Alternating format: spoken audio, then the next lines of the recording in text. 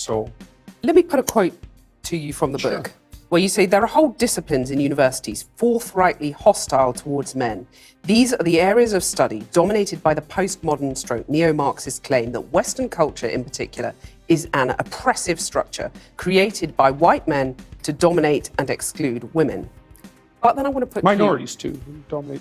Okay, sure. But I want to put to you that here in the UK, for example, let's take that as an example, the gender pay gap stands at just over 9%. You've got women at the BBC recently saying that the broadcaster is illegally paying them less than men to do the same job. You've got only 7 women running the top FTSE 100 companies. Yeah. So it seems to a lot of women that they're still being dominated and excluded, to quote your words back to you. It does seem that way, but multivariate analysis of the pay gap indicate that it doesn't exist. But that's just not true, is it? That's I mean, that absolutely 9% pay gap, that's a gap between median hourly earnings between men and women. But there's that exists. Yeah, but there's multiple reasons for that. One of them is gender, but it's not the only reason.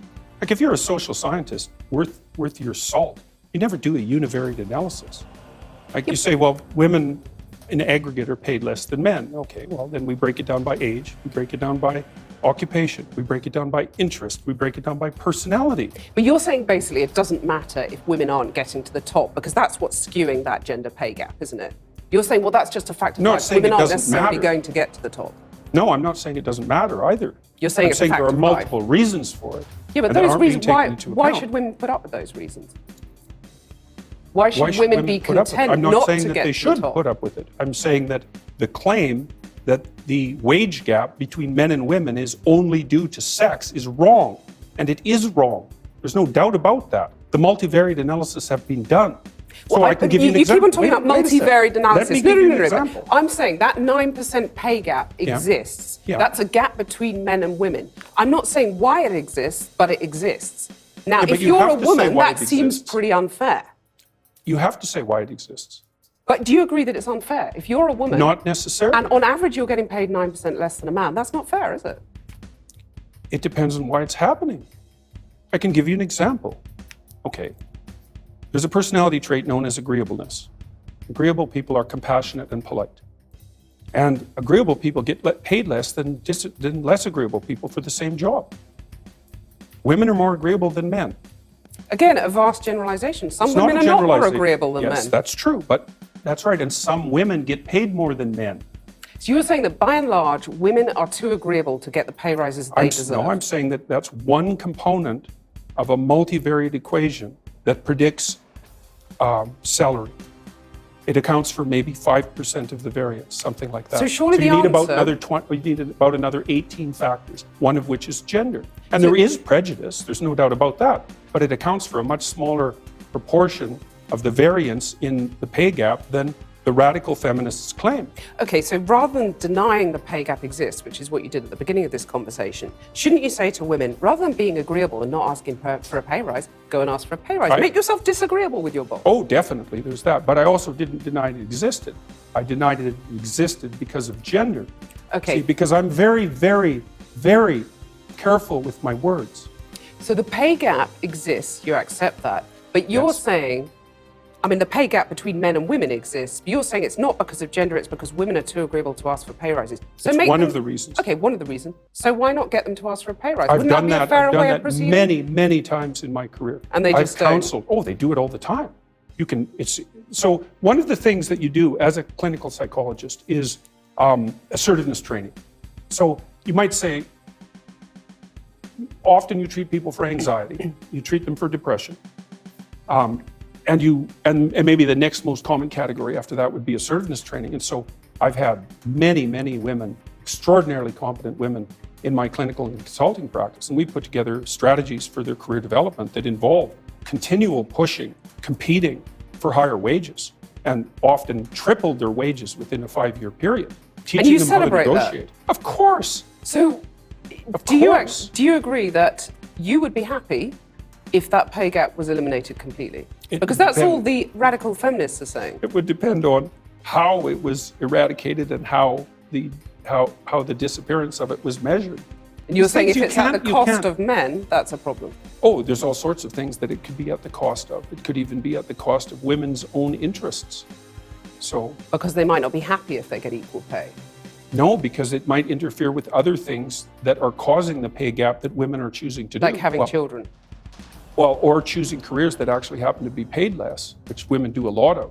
But why shouldn't women have the right to choose not to have children, or the right to choose those demanding careers? They do. They can. Yeah, that's fine. But you're saying that makes them unhappy, by and large. I'm saying that no, I'm not saying that. And I actually haven't said that so far. You're in the saying it program. makes them miserable. No, I at the said that beginning. what was making them miserable was having weak partners. That makes them miserable. Right.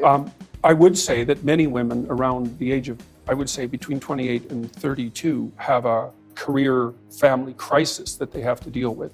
And I think that's partly because of the foreshortened time frame that women have to contend with. Like, women have to get the major pieces of their life put together faster than men, which is also partly why men aren't under so much pressure to grow up. So because for the typical woman, she has to have her career and family in order pretty much by the time she's 35, because otherwise the options start to run out. And so that puts a tremendous amount of stress on women, especially at the end of their 20s. I think I take issue with the idea of the typical woman, because, you know, all women are different. And that's what I want to just put another quote to you from the book. Well, You they're say, different in some ways and the same in others.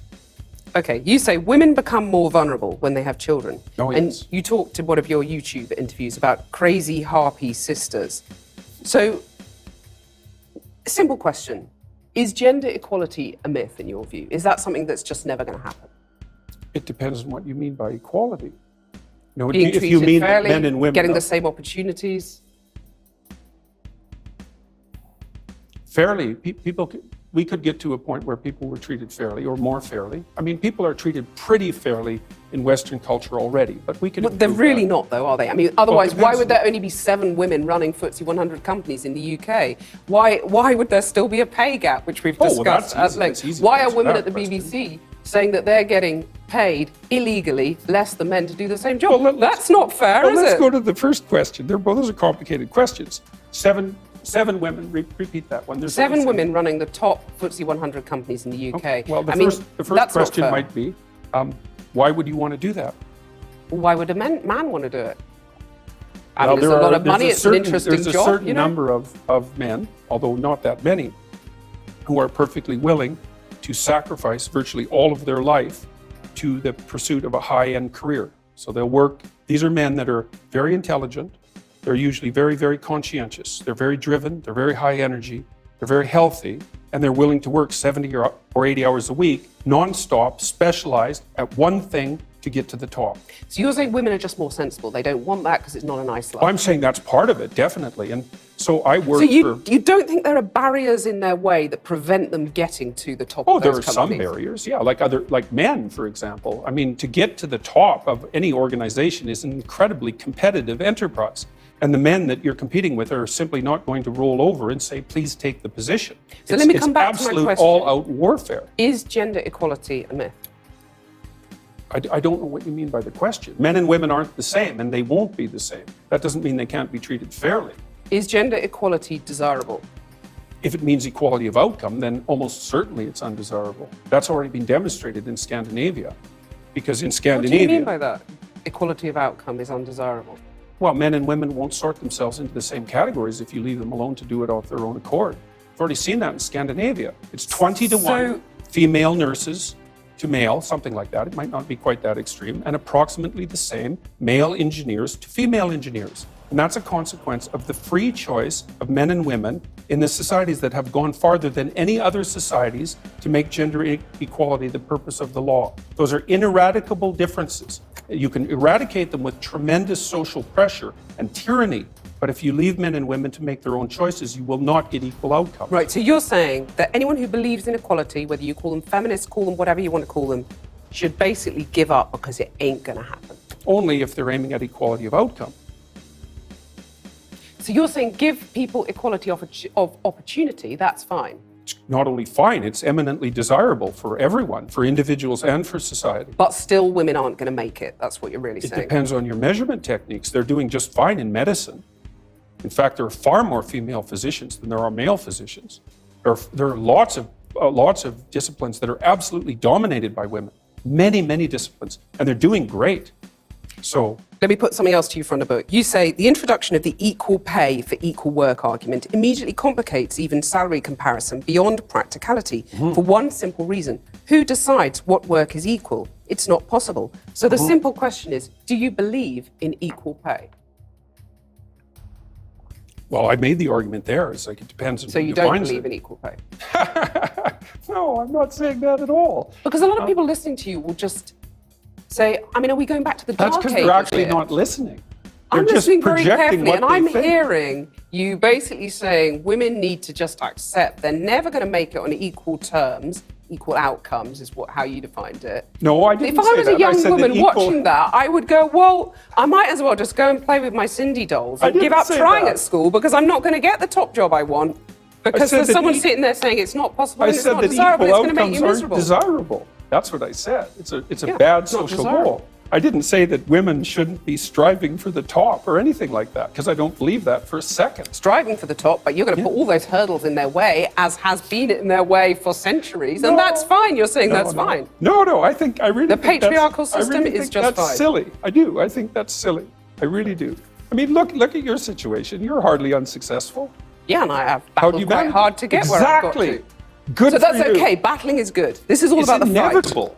But you talk about men Why fighting. I mean, would let me you just have- put another thing to you from the book. Why You're wouldn't saying you have to real- battle for a high quality position? La revolución necesita de tu ayuda. Deposita, suscríbete, comparte los videos, apórtanos en el Patreon para que podamos seguir luchando por la libertad.